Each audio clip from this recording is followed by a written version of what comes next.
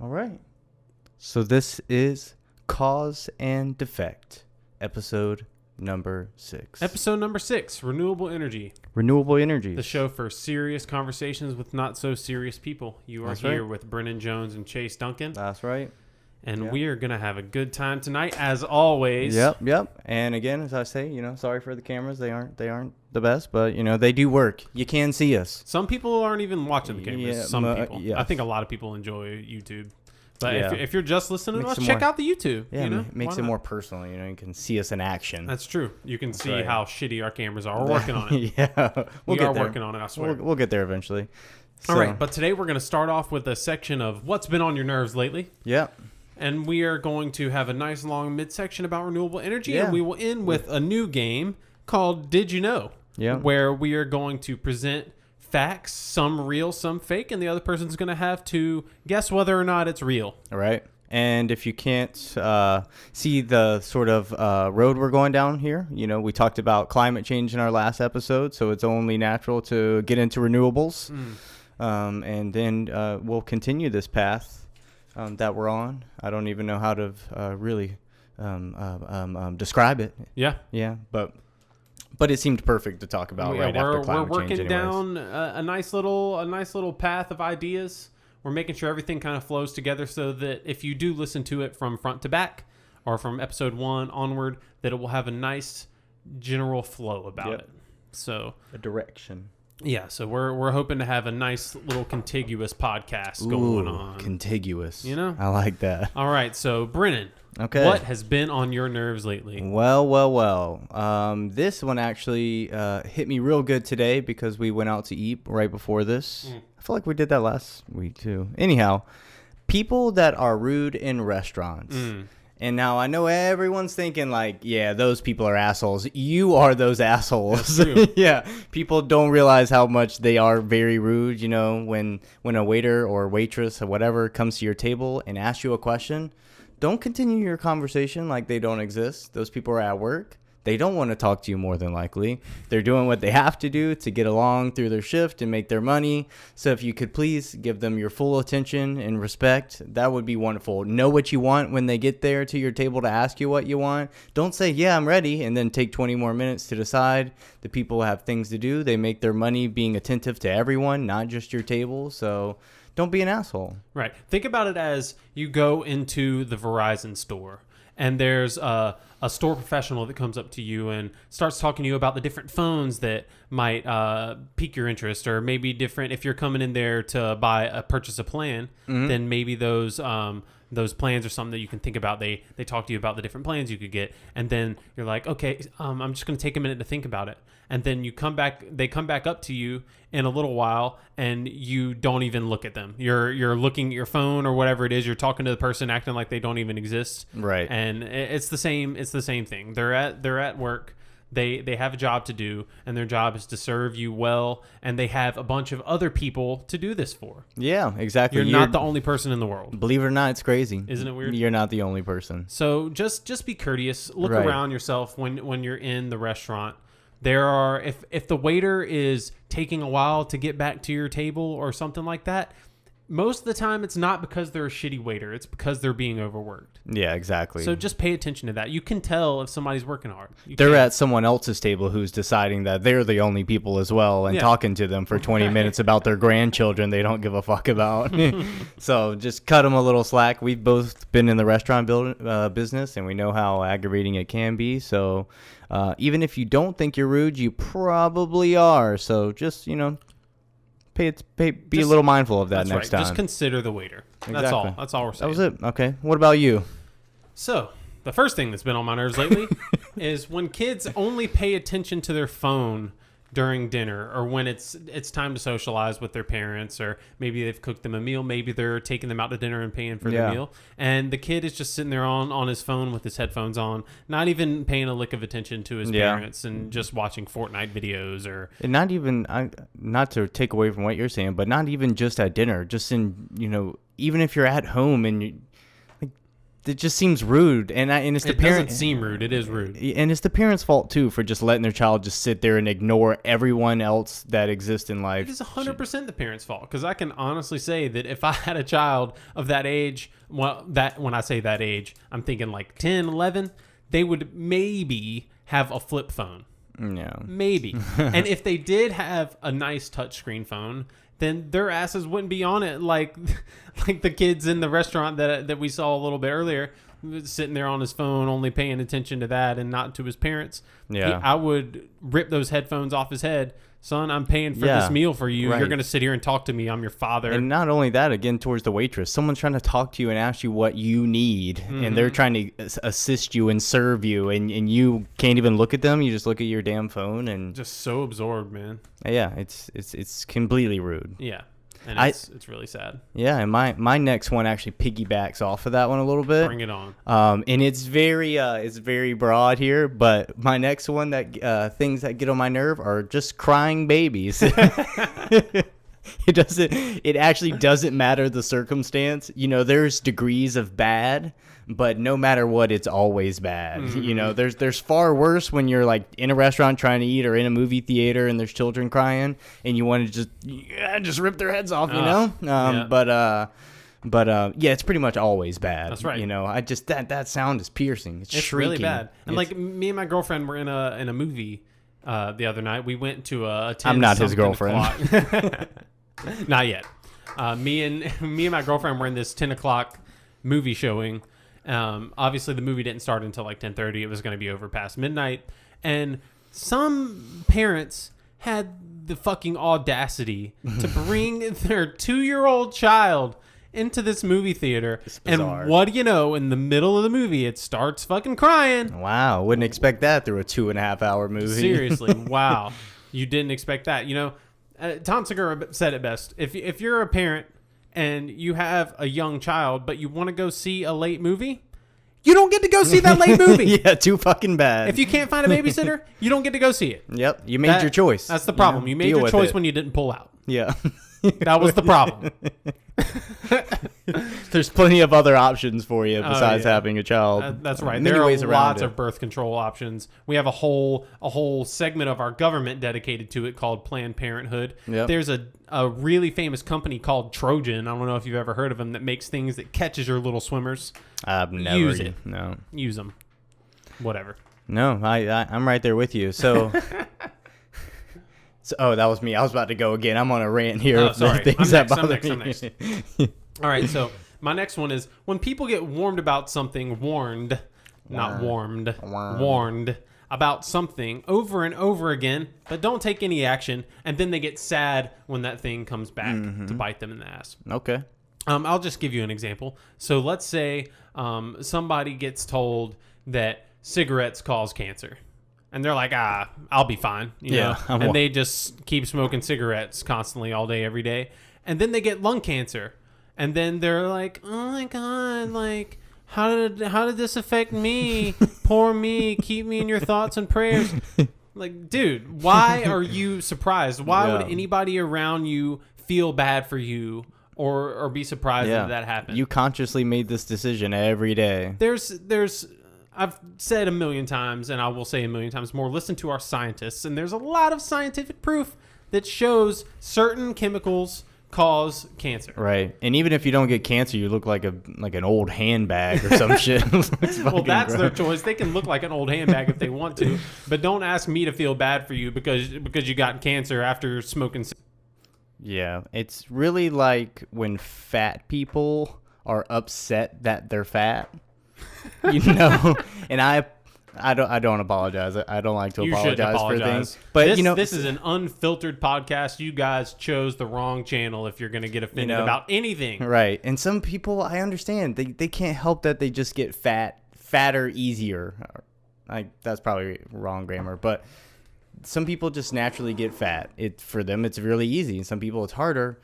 But you can't just eat like shit and sit on your fat ass all day and then in a couple months go, I'm fat. And people should feel bad. Like, nobody feels bad for you. Just get the fuck up and do something. Yeah, seriously. Eat a salad. Do something. Get up and even walk. Yeah, less Chocolate and cookies would probably help. Yeah, for sure. If you, if you are a fat person and you know that you have a higher likelihood to retain some of that fat that you get from meals after you eat a shitty meal, realize what you just ate and balance it out with something else the next morning rather than a big ass plate of pancakes and eggs. Yeah. Why don't you just either fast in the morning or eat a granola bar or just a piece of fruit to hold yourself over. Yeah. A salad for lunch, and then maybe you can start getting back into the fatty shit at night. Yeah. It's all about balance, baby. Come on. You know what's even funnier, and this just came off the top of my head, and we're going on a rant off course, but I love it when I hear fat people say, I'm starving. Oh, man, I'm sorry. It needed to be said. It's just like, are you sure? Are you sure about that? You could not eat for like a month and your body would still not be starving. Say, in a famine situation, they would be the last people to die. Yeah. Actually, unless they get eaten by the skinny people. Because they can't run away. Dear God. All right. We're fucked up. All right. Pardon us. It's me. All right. So this one I had to get away from talking about people, because I just straight bash people 24/7. Because it's too much fun. And it's too easy. There's too many people to make fun of nonstop. So... And my last thing that gets on my nerves is when you're like, you're in the middle of something, you got your headphones in, you're jamming to your phone, blah, blah, blah. You're maybe in the middle of a workout and you either drop your phone or your cord to your headphones gets caught on something and it yanks the headphones out of your ears. Oh, man. That's got to be one of my biggest pet peeves. That's just, oh, God, that's one of the worst things that can happen. That's a real pain in the ass. And out of the grand scheme of things, it's not even that bad, but it just immediately hits you and you're like, God damn it. Like, it just it's like somebody slapping you in the face almost. Yeah, it just ruins your mood. Yeah. Exactly.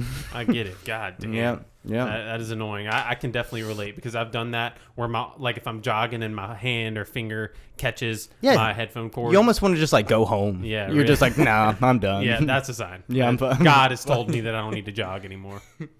All right, my turn. My hair flow. My last what's been on my nerve lately? My nerves. I only have one. My one nerve. When people only listen to one news source and then assume that they know everything.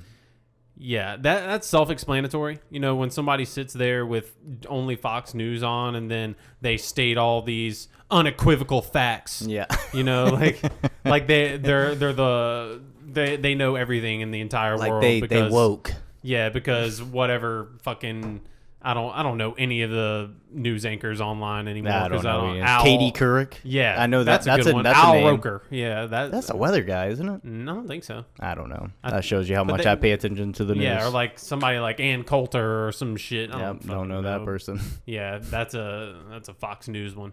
But even still, listen to multiple news sources, guys. Yeah, even if you don't agree with them, that's kind of the point. You don't have to agree with them. Just get a little bit more information. Yeah. Not just from one person. That's right. You have to imagine it's going to be inherently biased to a certain degree. Every news source that is shown on public television or on cable is going to be biased. You have to really search out your unbiased news sources. Yep. And I can even give a list of some unbiased news sources. Like if you know what, I don't have to go and look it up on the internet for yourselves. Yeah.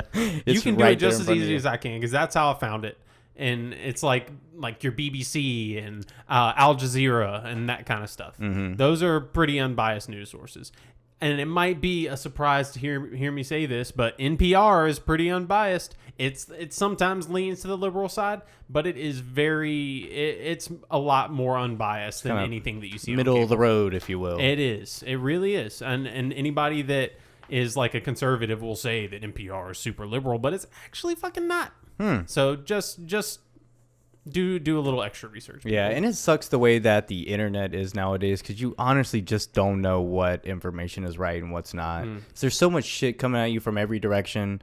People, especially what's going on right now in the media, you just have to realize to a certain degree that they put sort of scare tactics in there. They put these crazy headlines in it, so you'll click on their page. Like, that's what they get paid for, is people clicking on their page. Good old clickbait. Yeah, exactly, and that's all it is. And they want you to read, and it freaks people out, and you click on the next thing, want to read more, and that's what it's all about. So you just really have to be mindful about, what you're looking into.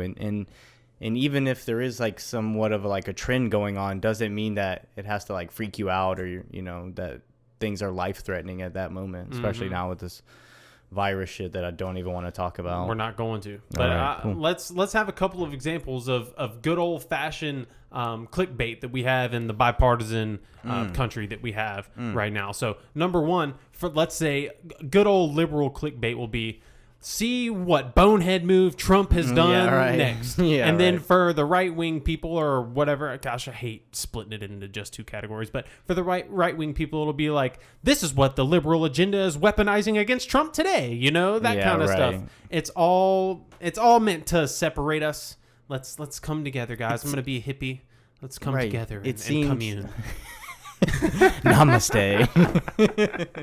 It seems so obvious too. You look on obvious. These. I think the easiest ones to tell is when you see this like crazy title, and then you click on it, and the article is basically nothing about that and doesn't relate to the title at all. It's just so obvious that they're just putting that there for you to click on. Like just get off the internet. Just go outside. Just find something to do. Yeah, go look at squirrels or something. Yeah, go bird watching. I think people do that still. I don't know. Maybe, probably. Old people. Yeah, old people.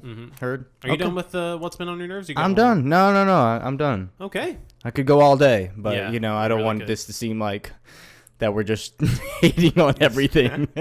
Which, I mean, over time we will probably hate on everything. Yep. But we gotta give it to you in little bits, or we're gonna turn everyone away. Yeah. So let's talk about renewable energy. Renewable energy. So I think just to define the term a little bit. Sure. According to the U.S. Energy Information Administration, because everyone's on their website every day. Right. Renewable just talks about a sort of source that's virtually inexhaustible. Yeah. Something that you can use pretty much for all time that will be here on Earth, and it doesn't give back in a negative way to our environment. All right. Or in the case of, well, they may in certain ways, which we'll get into. Yeah, I think a lot of them do Like with give off dams emissions and that kind of yeah, stuff. oh yeah, absolutely. So I have a it's- whole list of arguments against it here. Right. So it's not necessarily emissions into the atmosphere that we're talking about. Sure. It may be something obscure that you might not think about. Yeah. Like with the flooding of certain ecosystems when it comes to dams, that sort of stuff. Depletion of rainforests for biomass or whatever it may be. Right. That sort of shit.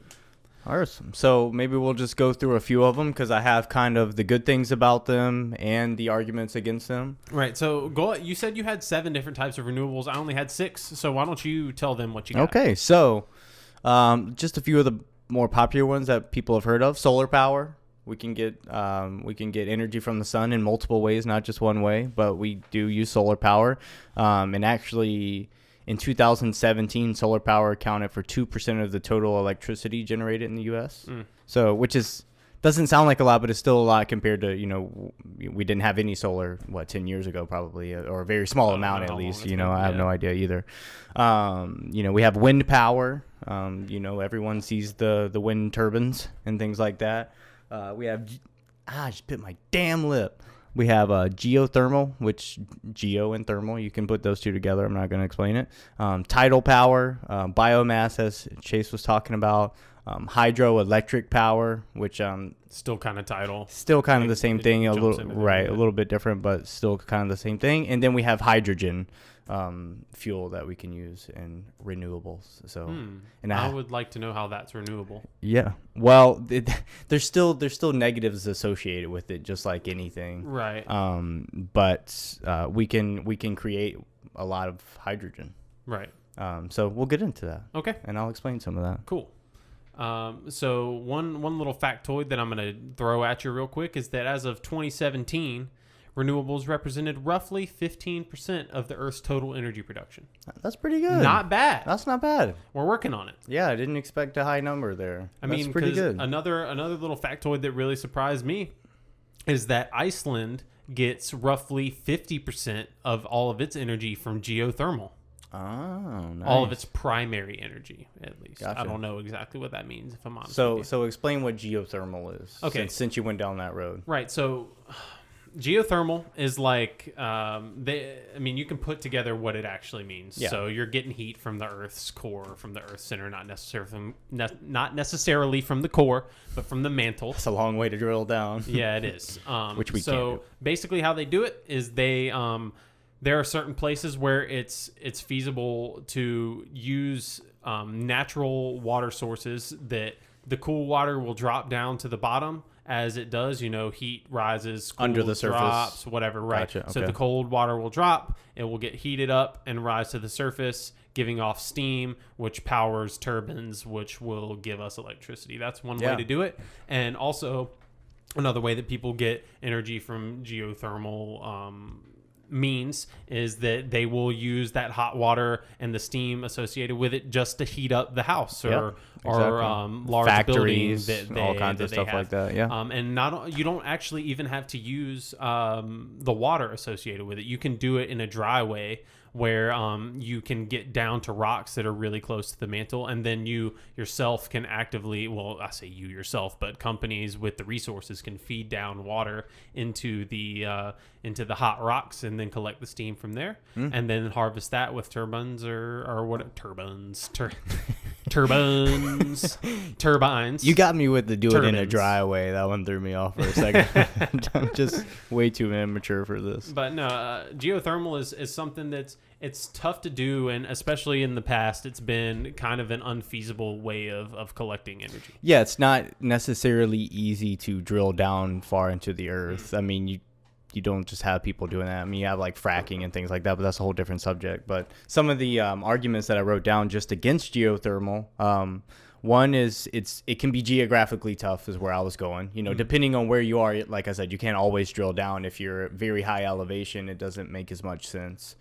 If you're in, I don't know, maybe like a swampland or certain types of things like that, it may be more difficult to drill into the ground. Right, and it's kind of that way with most renewable resources. You can't really utilize at least passive solar, which I'll talk about that in a little bit. Most regular solar you can utilize almost all the way across the planet, but with wind, you can't utilize wind energy everywhere because not everywhere has a lot of wind. Yeah, it's very windy, so right. It's that kind of stuff with a lot of different renewables. In the same in something that also goes along with why a lot of these sort of renewables are difficult because you have to create a whole new infrastructure. There's a lot of upfront costs that come with these things. People can't just go and dig wells all over the earth, and because it's not, we have easier ways to do it through natural gas and things like that. It's just way cheaper and more efficient nowadays. So we're just going to continue doing it that way until there's some sort of scenario where we have to change, some sort of epidemic or something like that. But for now, people are just going to do what's easier and cheaper, which is not necessarily using geothermal energy.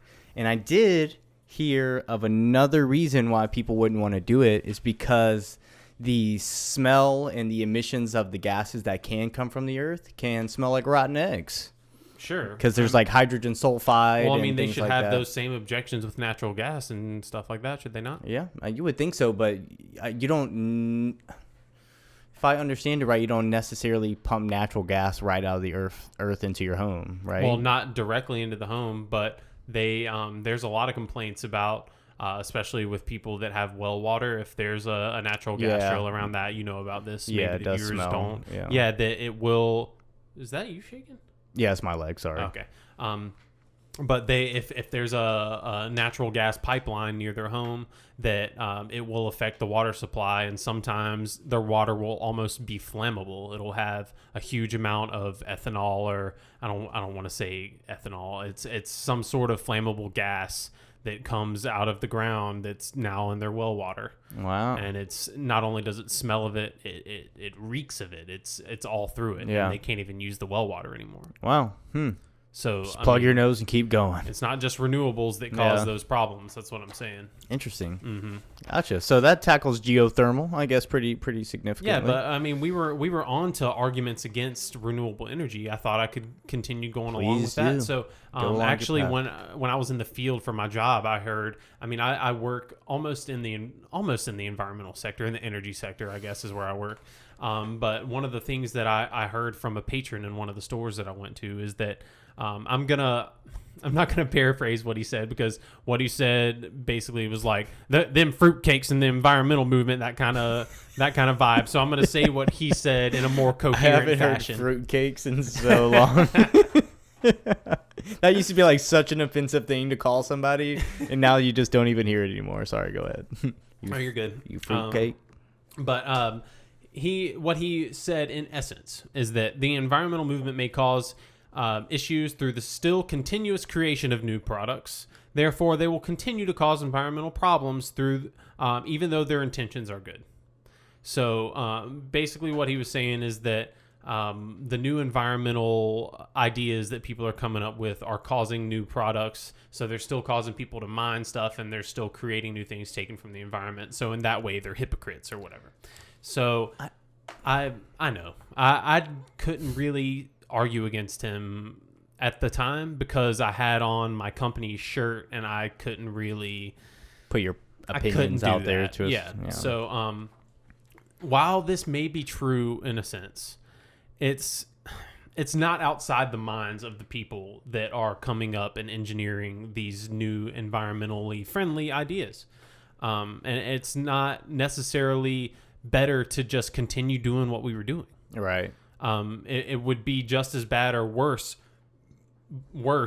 to continue doing what we were doing. Right.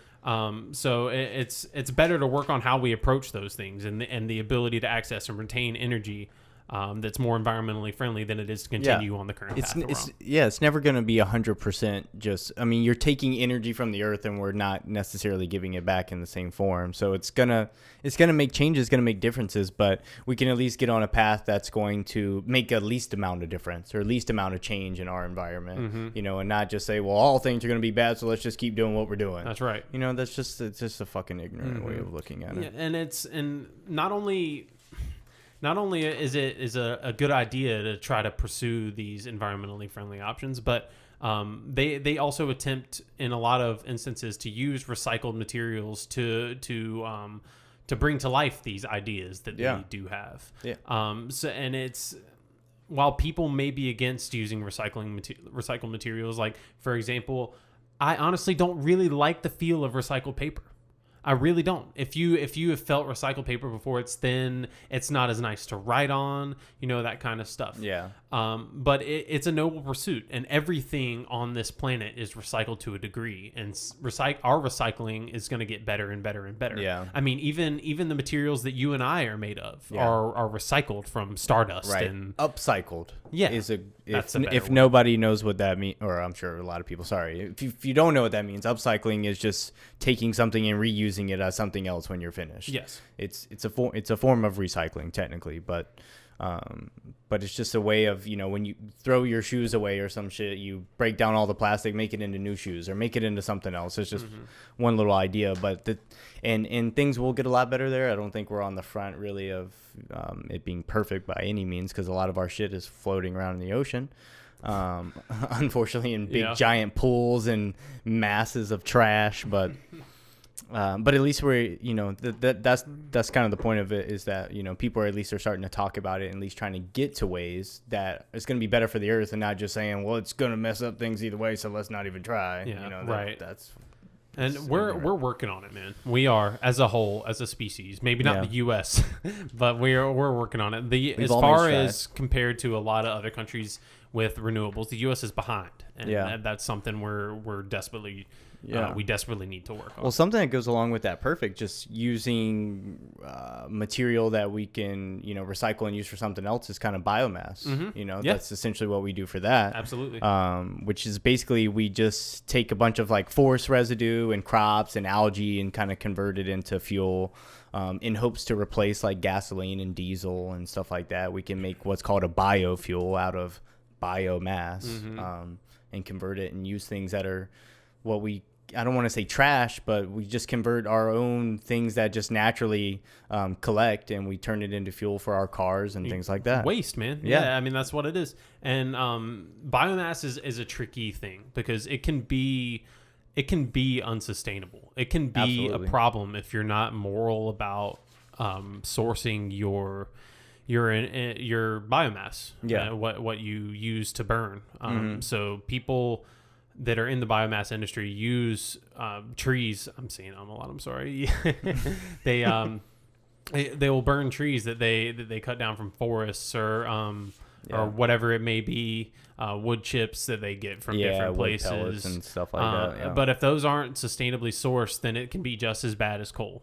Right. And if that company is also not planting trees alongside of doing what they're doing, then it can also be an unsustainable endeavor. Yeah. And that's where it's just like a morality thing on the part of the company. Yeah. And there are definitely bad parts to it. One of the good things, obviously, we all know that we use gas for a lot of things. But in 2015, apparently, we imported 3.4 billion barrels of petrol from 88 different countries around the world. Wow. Exactly. And that's a ton of things. Like, we can create more jobs for people in America, or just around the world. You can create greener jobs. But going back to where you were saying, it can be negative because one of the big arguments against biomass is that we do have to use certain land to, we actually grow corn for corn ethanol and stuff like that, a certain type of gas. And people have the argument of, why would we use this land to grow crops for gas when people are starving all across the United States and stuff like that.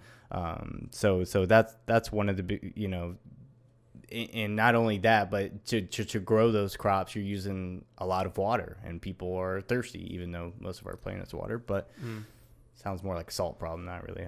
And what I would say to that is, I don't think those people that are saying that were concerned about the people starving in the United States until they heard that somebody was growing a field of corn to make fuel out of it. Yeah, probably so. That's not something that I'm sure they weren't advocating out on the street to fix the problem. Probably not. Right. Yeah. But another thing about biomass is that it's like I said before, it has to be sustainable, but the proponents of biomass would say something along the lines of it is carbon neutral because the people that are burning biomass for this fuel are replanting the trees that they use at the same rate or at a higher rate than they were doing. So that may not actually add up. That's something that's a really tough thing to calculate. So it may not actually be true. Yeah. But it is still, if they are planting trees at even close to a rate that they are burning them, then that's going to serve as a carbon sink of some proportion. And at least it's a good direction still. I mean, you see the commercials all the time from BP and big companies like that are already switching to biofuels and things. Why not collect the trash? I say trash. It's not necessarily trash like we think of as trash in your house, but why not collect things that are out there already and turn them into fuel if you can? Yeah. Which is a great move, but it's not 100% either. It's not the best idea that you can come up with. No, and that would include a lot of the waste that we have just around our houses, and we can use our shit as fuel. Literal shit. Literally. Not, yeah. Yeah. And there are companies already working on that, working on replacing things like wastewater treatment plants. So they would combine the wastewater treatment plants with a place that also takes your trash. So they conform that into something that's both, they would separate your recycling for you and then turn that into biofuel in a way. So that's something else that people are working on. It's just a matter of how much we waste. And we kind of really need to think about those things going into the future. Yeah, and also even getting back to our car episodes, it definitely helps if you're not driving huge, stupid trucks around all the time. It just, I had to say it just because I saw this huge truck today, which you see every day here in the South, or probably anywhere, but they were just making a turn. They were by themselves, some huge truck, but of course they just had to floor it, and all this black smoke just pours out there, just for no reason. It's just because it's cool and they like to do it, and it's just like that mindset is why we have to go to all these renewables and why we have to change the whole infrastructure of not only the United States but the whole globe, because people have that wasteful mindset when it comes to pretty much anything. And since we're talking about trucks real quick, I did also see a truck today that just kind of made me laugh. And it was a big old Dodge Ram that had the wheels spread out way past like a foot beyond wells. Its chassis or whatever. Yeah. And not only that, but it had big rims and low profile tires on it. Wow. Nice. So basically a completely useless giant piece of shit. Yes. Is what it was. Yeah. You can't even use it for what a truck's meant for most of the time. No. Yeah. And it just completely uncomfortable too when you go with low profile tires and bullshit like that. It's completely blows me away. Wow. It was absurd. Anyways, we'll move on from trucks. Let's. I think we hit biomass pretty good, unless you had something else. Yeah, I did. Go for it. One other thing that I was reading online about biomass, and one of the things that I saw is that people equated it to burning coal. Like, why wouldn't you just burn coal? It's basically compressed trees anyways, basically asking what the difference was. Okay. So I would say what I found online is the difference between the two is that the differences are that if a tree dies in the woods, if it dies on its own, it's going to release CO2, most of which is going to be absorbed by the environment where it is. Mm-hmm. But it's still going to release CO2 into the atmosphere anyways. Mm-hmm. Whereas if you left coal where it was, it wouldn't release CO2 into the environment immediately. Gotcha. Like trees would. So that's just like one of the differences alongside you can't just plant coal into the ground after you burn it. Yeah. You can replenish trees and biomass. So it might not be as efficient or power dense as coal is. Right. And the ocean is full of algae, and that's like constant. So that I think that's our biggest supply of biomass. Is it? Yeah, I think it's algae in the ocean and things out of the ocean. I didn't know that. A lot of what I read about was mainly wood chips and poop. I'm completely from the cattle industry. Thinking that I'm remembering something from years ago that I read, so could be completely false. Who knows? But let's move on to solar. Why not throw it out there? Solar. So already said that we've made a good jump towards solar. You have a little bit more experience there because you were a solar panel guy for about 2 months. Yeah, I was a solar panel salesman for 3 months. I was, but in that little bit of time, I learned a solid amount about solar panels. Yeah. Not only that, but how to sell them to unwilling clients. How to really just push the ideas onto them and feed them the good numbers. You really need this, That's right. We need it. So I know there's at least 2 different ways of solar power. Yes. Now you can collect just the sunlight that just is natural.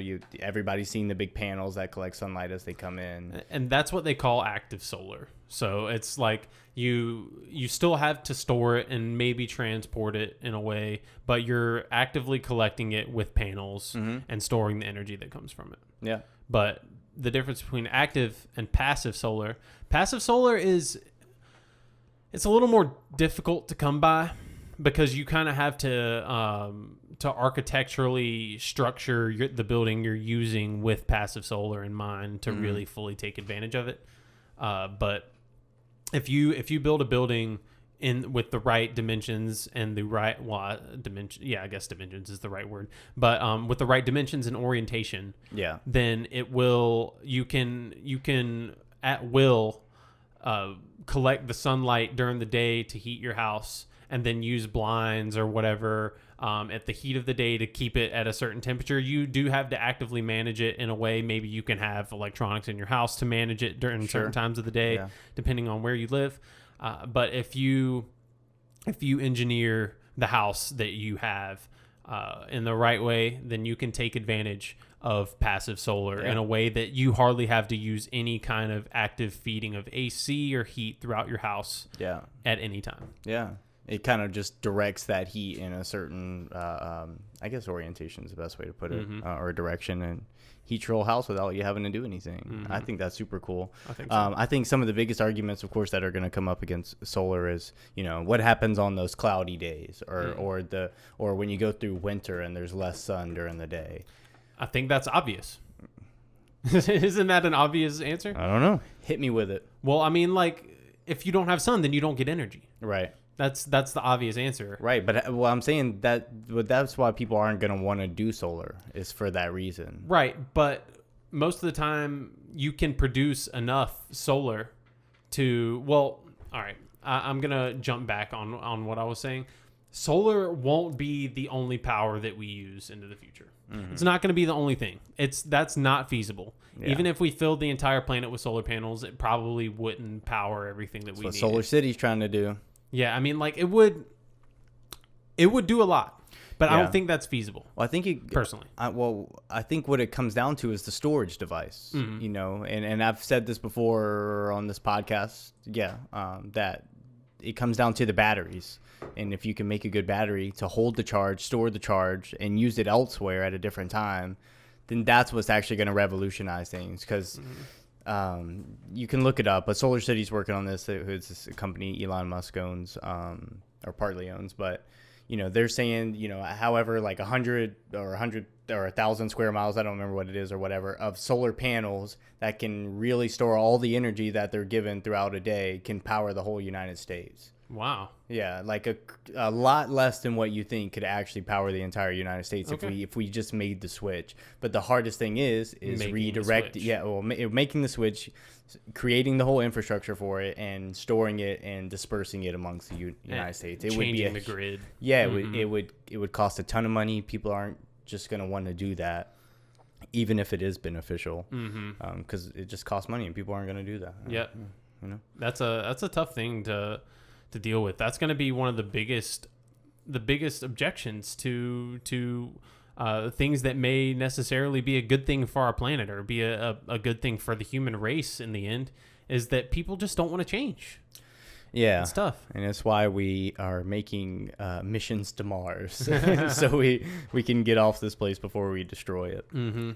Because we're going to, let's just get down to the facts. We're going to more than likely destroy it, or something's going to happen where it has to reset itself, or we have to just go elsewhere. But what I was saying is that I think that realistically, it's going to be a combination of a lot of different renewable stuff.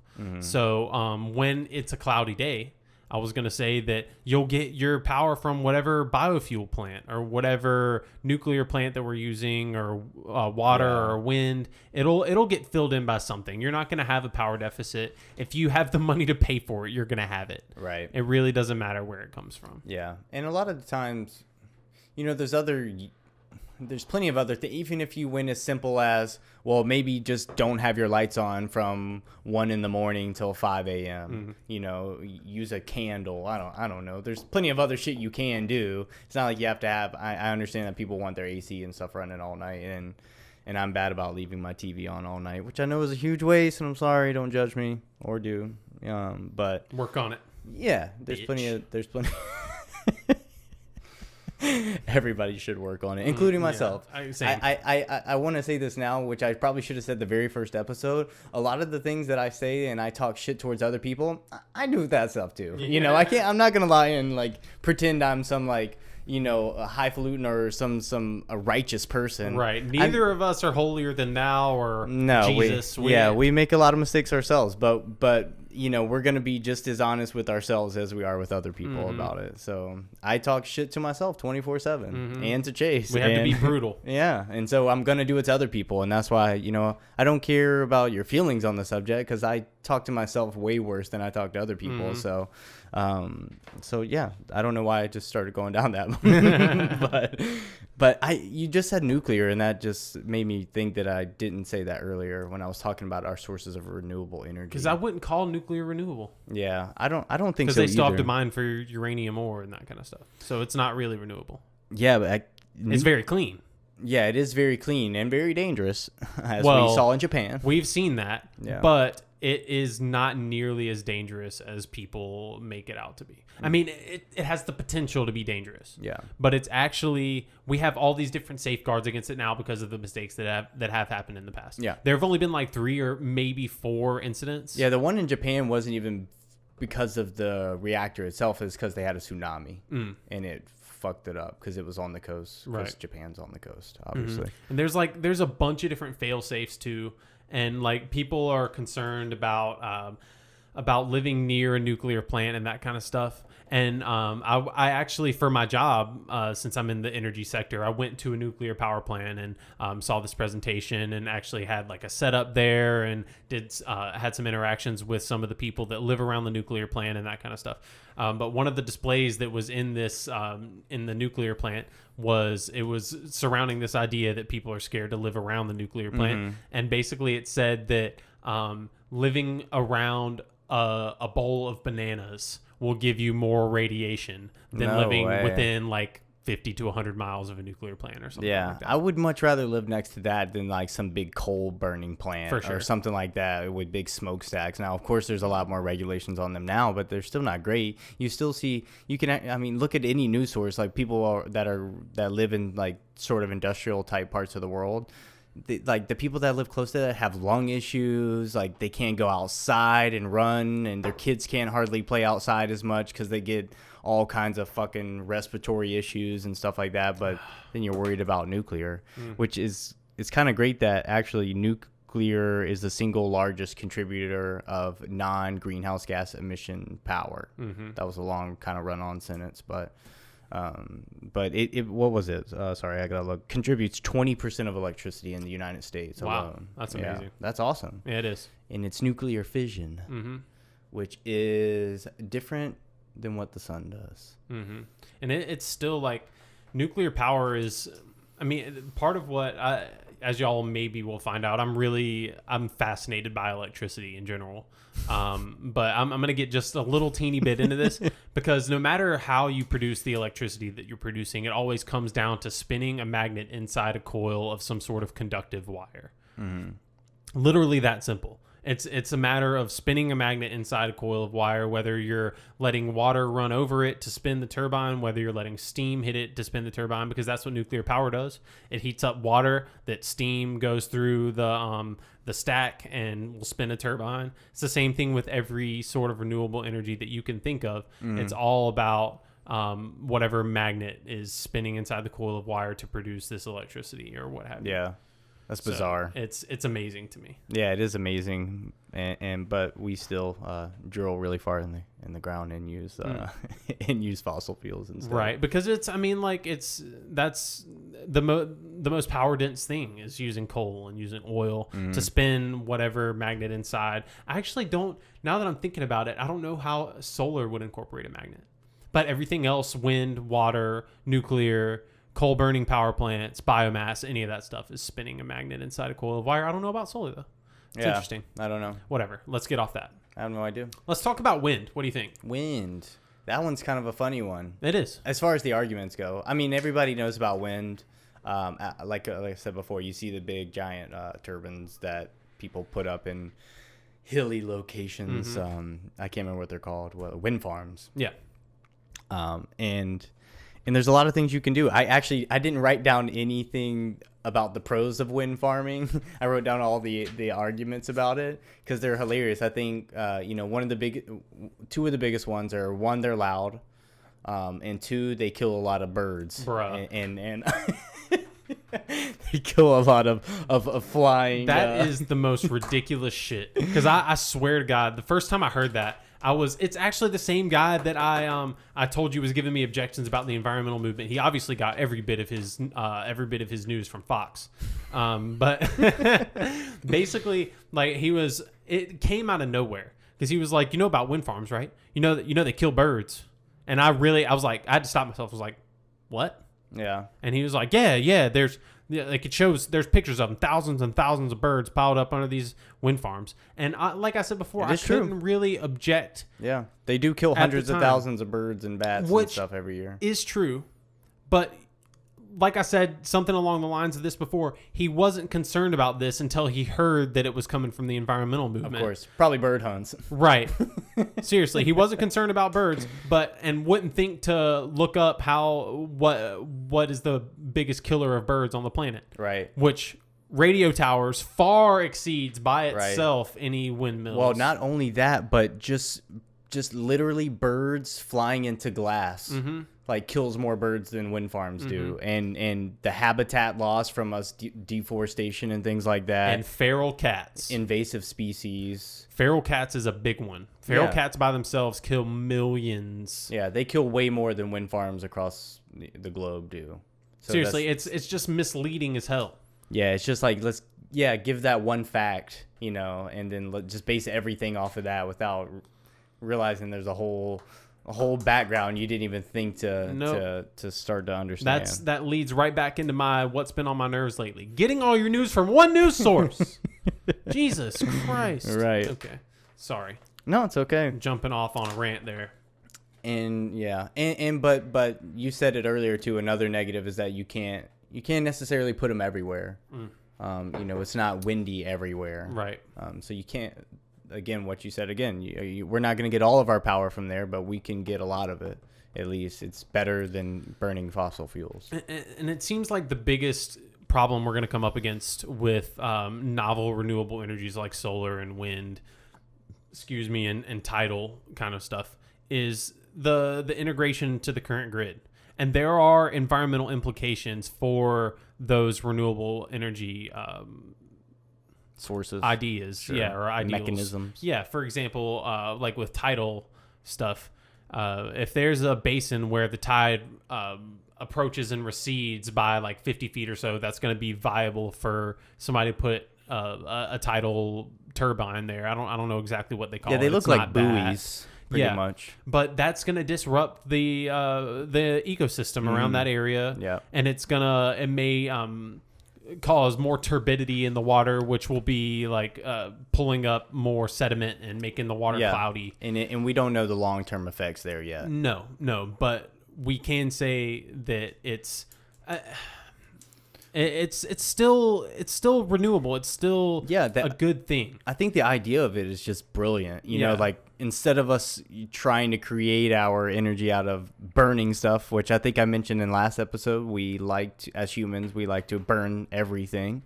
So this is just using the natural flow of the tides and the waves and the way the ocean moves back and forth to create energy, capture that energy, and use it for something productive. Yeah, and it is brilliant. And it sucks that things have to come at a cost to the environment, but that's what humans are. I mean, destruction is necessary for life to happen. Especially when there's almost 8 billion of us. Right. Things have to die for you to live. That's just how it is. When you eat chicken, that chicken died. When you eat vegetables, that plant died. Yeah. It's all about, well, I mean, not necessarily maybe if you eat the fruit off of it, but life has to be present, death has to occur. It's a circle of life. That's how things work. Unfortunately, it it may be sad, but it's beautiful. Yeah. It is. Yeah, it's the reason we're, here today. Mm-hmm, that's right. It didn't just come out of nothing. Nope. Things have to be sacrificed, but it's all about, too, is trying to mitigate how much you take versus how much you give back. Mm-hmm. If we can not just completely destroy forests and stuff like that and to get what we need in life, then, that would be a plus, too. And what we talked about before is I don't even remember what I was going to say. Gosh. It's okay. Probably was dumb anyways. Yeah, probably. So, but I want... Oh, yeah. I was going to say, I'm sorry. It comes down to an individual basis.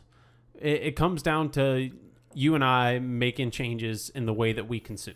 Mm-hmm. That's what it, in the end, will come down to. Right. It's tough to, just because everything seems so normal. The way we consume, the way we have this perceived, I can't think of the word, obsolescent, I can't remember, but it's the way you get things and just completely throw them away. Like, you're gonna get a pair of shoes and then throw them away a few months later to a year later. And that's just kind of the wrong mindset to have. That's where we get back to upcycling. If you can get rid of those shoes, or maybe get someone to fix them where you can use them for another year instead of just going to buy another pair. Don't buy cheap shit that you can just use once and throw away. Things like that, they really stack up. If everyone's doing that, then we have just a ton of waste that is just sitting around, things that can be used for other goods and services. Yep. So absolutely true. So it's all about just changing little things about your life. Mm-hmm. It's a tough bitch, but it's got to happen. Yeah, and it kind of connects right back into our climate change episode just a little bit. Yeah. And I'm trying to think of other objections that people have against using renewables, but it's mainly down to where they get their info from and what's filling their head. And the cost. I think the cost is like the number one point to all of it. It's just you have to really change a lot of things just to get on a new energy path, because we've been using fossil fuels for hundreds of years. Mm-hmm. So to change that is really going to change the way people use energy and consume energy. Right. But I do want to talk about hydrogen. Okay. I didn't write anything down about hydrogen. So I have a lot of just like kind of a little snippets of information about it. But basically, and I mentioned it in one of our episodes about how we use hydrogen for like rocket fuel and stuff like that. We can actually separate hydrogen from other molecules and use it for fuel. And they use it for rocket fuel. We have what's called hydrogen fuel cells that I'll get into in just a second, but we use them for a ton of stuff. But basically, it's just compressed hydrogen, and one tank of compressed hydrogen is roughly about $50, which seems kind of like a lot, but it can last you a heck of a long time. And it's one of the cleanest ways to create hydrogen is just splitting hydrogen and oxygen, and you can do it by using sunlight. You can use these microbes that actually use light energy to metabolize energy and stuff like that, and they split hydrogen from oxygen. So from water. Yeah, exactly. Wow. Yeah, and that's how we're going to be able to, if we do get to distant places in the universe and they have water, we'll use that to create fuel to get to another place, which I can't wait till we talk about space exploration because I love that stuff. But so there's actually, this isn't like a brand new idea. It's actually been used, like I mentioned before, Toyota had been working on hydrogen fuel cells. It's just kind of, it's not perfect yet, just like the rest of the stuff. So they're kind of doing it in small trials and then see how it works from there. It's very explosive. Yeah, hydrogen's very explosive. But they actually, so there's already 26,000 forklifts and like warehouses and stuff that use hydrogen fuel cells. They're all based off of hydrogen. They don't use any other fuel source. And especially when you're in a warehouse, that's great because first of all, they refuel very quickly because it's just compressed air. And then it's no emissions. You're not pumping stuff into a warehouse where, if you were driving a gas forklift around in a warehouse all day and they're all closed in and there's 5 forklifts going at one time, think about all the gas that's getting trapped in that building. With this, at least you don't have that. And not only that, the only things it does emit actually is water and heat. So I think we can deal with that rather than carbon monoxide. There's already 30 hydrogen buses. And they actually they're surpassing like 20,000 to 32,000 hours of drive time without any sort of major repairs. And that's really close to like a diesel engine. That's really good. Yeah, and we're using hydrogen. Like I said, no emissions. There's 7,500 fuel cell cars that are already out there. If you listen to Jaden Smith, he talks about buying a hydrogen car in one of his music videos. I don't know why I remember that, but he just talked. I think it's just because it caught my eye that you don't hear anybody mention hydrogen cars, and he did, and I thought that was super cool. But they've actually started to build ports where they can fuel trains and boats with hydrogen and stuff like that. So it's actually a huge movement, and just the cost of doing that has decreased by over like 60% since 2006. So I love that we're just at least making the movements. Hydrogen's a big deal. That's how we're gonna, like I said, use rocket fuel to get to other places and things like that. And we actually hydrogen is the most common. Is it hydrogen or carbon? Sorry. What are you getting at? Sorry. The most prevalent molecule in the universe. I'm pretty sure it's hydrogen. It seems like it would be hydrogen as opposed to carbon since, it's just one of everything. Yeah. So I'm pretty sure it's hydrogen. But it's the most prevalent molecule in the universe, and we can use it to fuel things. Nice. And if we can, let's do it. Let's do it. So I'm glad that they're making the strides to do it. I think that's super cool. I would love to have a hydrogen car, but as we said, there are some downsides to if it goes wrong. Yeah, right. Like there is with they're perfecting it. Yeah, nuclear. Of course, like they have to, of course, start off in small waves and see if it's. I mean, gas is explosive too. Yeah. Y'all fucking trust it every day. Come on. Yeah. I don't know why. I just thought about like all those movies that like shoot at gas tanks to blow them up. Yeah. I'm pretty sure that doesn't work.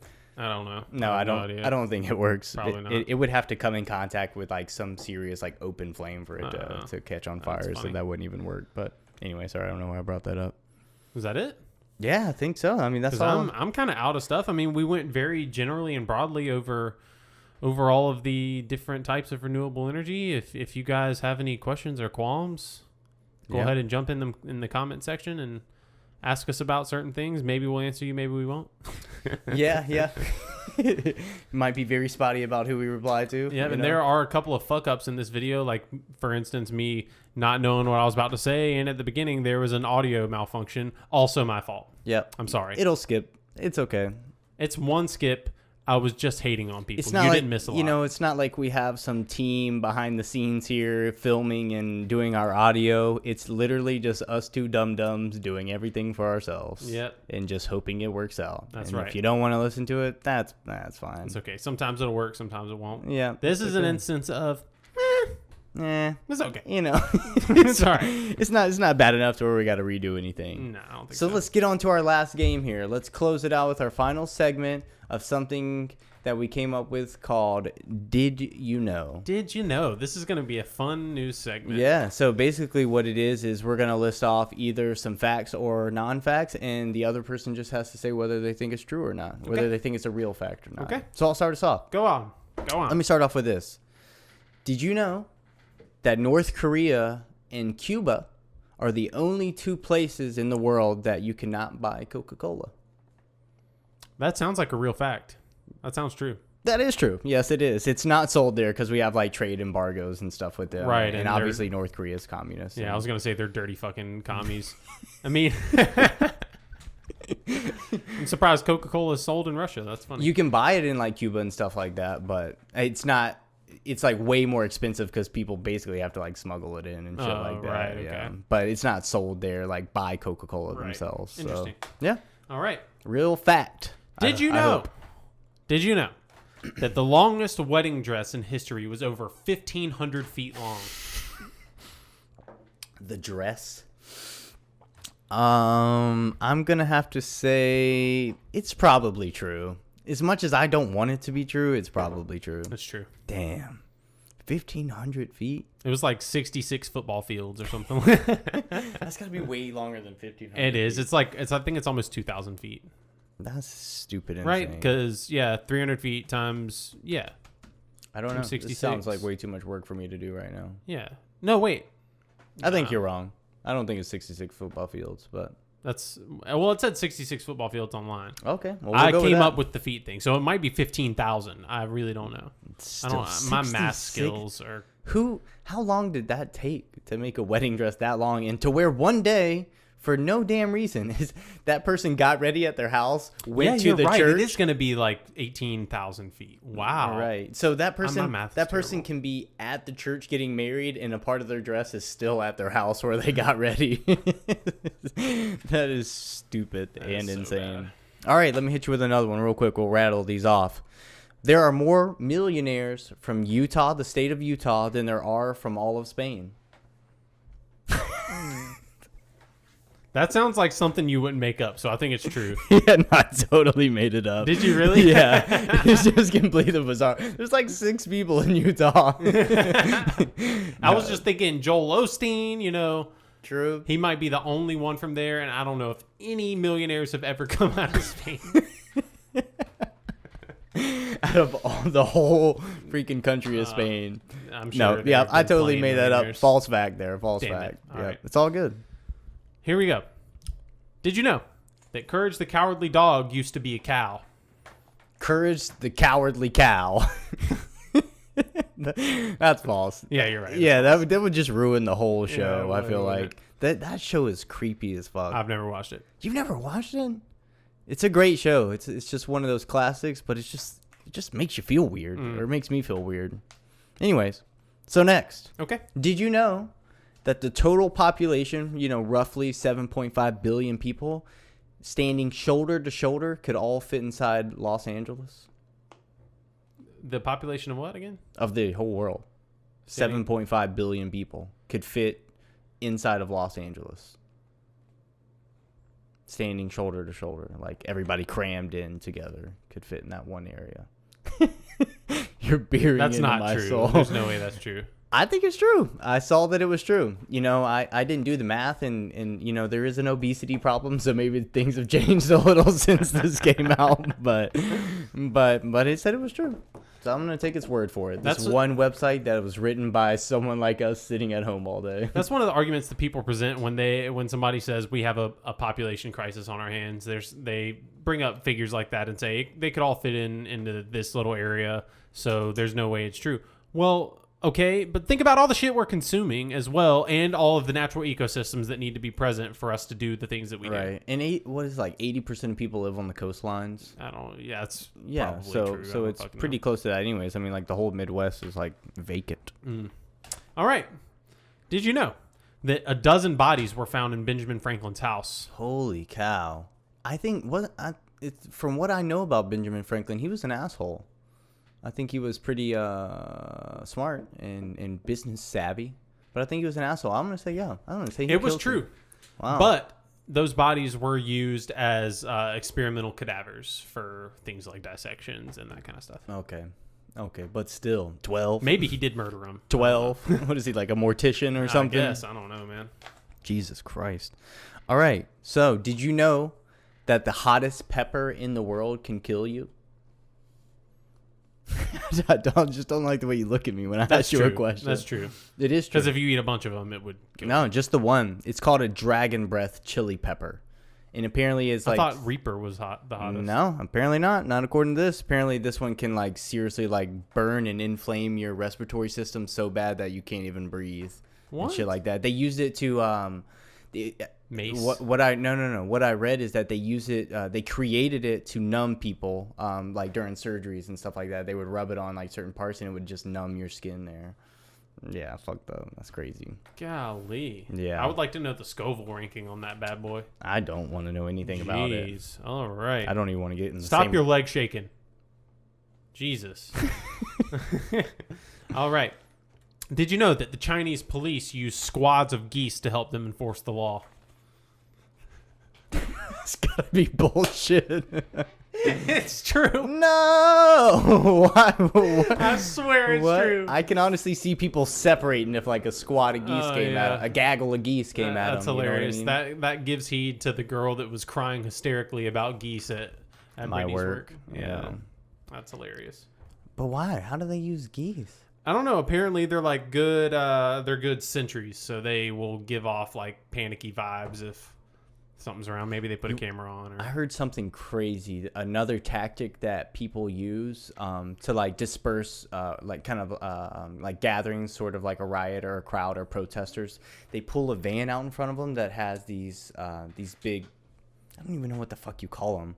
Like satellites in them almost that produce a bunch of radio waves and it disperses the crowd. Yeah, it's I don't know, it's like a sonic boom almost. Yeah, essentially. But yeah, you haven't seen the old Hulk movie, bro? Those are sure, I just don't remember it. Yeah, they used it to like subdue the Hulk in that movie. That's pretty cool. But yeah, those are totally like real. A real thing. Mm-hmm. Wouldn't that be some shit if you just saw a van open, and this is this big satellite dish looking thing coming out? Like, yeah, it's time to go. I don't know what's gonna happen, but I'm just gonna get out of the way. Now that I know what it looks like, I will fucking get out of the way if that comes. So here's my last one.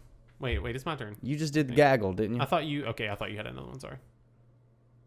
I'll kill you. So, did you know that eating certain kinds of pizza can increase sexual arousal or libido? Sounds like bullshit. Yes, it's pure bullshit. I made it up. I just wanted to see how many people would like feel justified for eating pizza today. Like, oh, thank goodness. But like, so that would be to say, like, I can eat dough, sauce, and cheese, and then like one other ingredient, and have my libido increased. Yeah, you'll be anchovies. I think that's the thing, right? People like the actual fish. Yeah, they put those on pizza. Oh fuck yeah! Come on, man. No. Have you never seen Ninja Turtles? Yeah, I've seen Ninja. I didn't know that. I don't know. They're turtles. Okay, they're not real people. This is a cartoon you're talking about. Bro. All right. I'm done. My turn. Hit me Did you know that the first Mongolian railway station was invented by a black man named Winston Vanderfuss? Vanderfuss. I just want to say yes because I like the name. That's definitely false. It's not even close to true. I should have known with Vanderfuss that you made that shit up. I don't even think Mongolia has a railway station. I don't even know where it is. I'm going to tell you that. No? You're geographically illiterate. I'm not very smart. You didn't have to tell any of us that. I think everybody here knew that. It's pretty obvious. It is. You know, I just rattle shit off. You know, just write down some stuff I found on Facebook and just tell everybody. Yeah. And hope that they listen. Oh my God, that's what this whole show is about, isn't Yep, it? that's it. Don't take that away from this, please. Yeah, That's I hope what we're not. trying Out to of do. all things, you know, don't take that. Hey, at least all of our cameras made it through this That's time. crazy, right? Yeah. Man, so this has maybe been a pretty short episode. Yeah, I think it's one of our shorter ones, but Yeah, it's okay. and it's a little bit less serious. We covered some things pretty generally. And if you have any other questions, probably don't ask us. Maybe look it up on Google. I know I said earlier to ask us. I said look it up on Google. Look it up on some sort of scholarly search if you can find it. I mean, just try to do something other than Google. I don't want to be that person to say Google it. Google it. Is that Google just it. Yeah. Then there's no point of educators at that Right. point, unless they're putting stuff on Google. right? Which they probably are on Yeah. Google Scholar and But stuff. at the same time, it's a lot. Well, maybe not for all people. Some people hear it better from people like us or just educators in general. They tend to take things in a different light when they hear it from certain people in certain ways, rather than just reading the facts right out themselves. Right, you know? and they're not really good reads. The scientific articles. It's not necessarily That's fun to a read lot all of the why numbers we're and doing figures. this here Yeah, is- because we do read the numbers and figures and try to put it out in a very broad way so Yeah, that just- people can get the idea of it rather than. That's right. Try to say it in an entertaining way and yeah, like you said, a Broadway or a Broadway. I just want to start dancing around like I'm in the Nutcracker. Okay, I'm sorry. But anyways, guys, this has been a okay episode. We fucked up a couple times, but Don't matter. you made it through. You made it through. Congratulations. Episode 6. Cause and Defect. Thanks, guys. And we out. We out. All right. It won't be that bad.